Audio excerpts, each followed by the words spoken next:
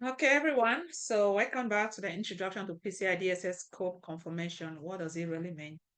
It says that the scope confirmation refers to the boundaries of the cardholder data environment. That's the CAD environment, right?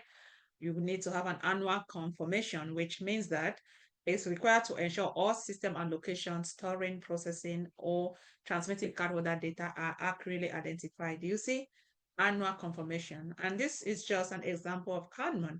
As I said, it doesn't mean that you've put everything in place. That's it. No, you still need to make sure that, like, you're scoping everything that you have is still accurately identified. And what's the key point? The entity needs to confirm and document the scope annually to remain compliant with PCI DSS. That's the requirement 12.5.2.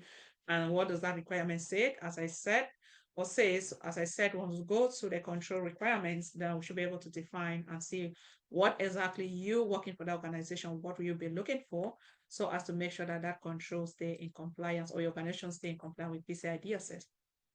But what are some of the steps to confirm PCI DSS scope? First, as we said, remember, first of all, kind we went through, you have to identify location as well as flow of account data. For example, you have data centers where payment transactions are processed, right? Cloud storage system that store cardholder data. You need to identify all of these locations. Do you see? Location where account data is handled, payment terminal, server, cloud storage, or remote access. You need to identify all the entry points. Remember, identify all systems connected to the CDE environment, the card data environment. For example, system like authentication server, login servers, remote access server that could impact the security of the CAD if compromised. Do you see? That could impact, though not directly, but could also impact the security if they are compromised. I'm going to think of all the system, the server, and everything that we mentioned from networking to you can name it, right?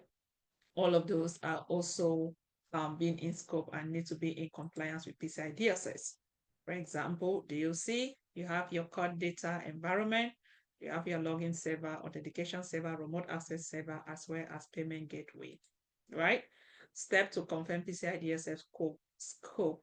Consider backup, recovery, and failover system. Remember when we were going through failover for high availability and all those things. Why do you also need to consider that? Because it's not about the primary, but we also have backup that, yeah, it's not really active. But remember, we spoke of maybe, doing a failover, testing those things, to better prepare in case an incident occur when we went through the incident response, then you know how to recover from this system in as much as they are being stored. But again, you also need to confirm that. For example, backup servers or disaster recovery systems should also be included in the scope. Do you see? You got to include it in the scope. And also documentation and retention in line with requirement 12.5 verse 2. What does it say? The entity must document how the scope was determined. This document must be retained for the assessor review during the annual PCI DSS scope confirmation process. So they have to review that. And you working in-house, you need to be able to understand this to also get those artifacts ready in as much as they have to review that, right? The entity should have a detailed diagram and a list of system and components that are within the scope. And likewise, security, you can also ask for the architectural diagram. You just take a look and see what it entails.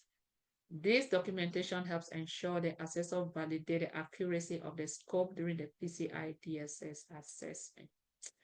Example, the entity provides a network diagram and system inventory list showing which systems are within scope, plus payment terminal, web server, login server, and so on, right?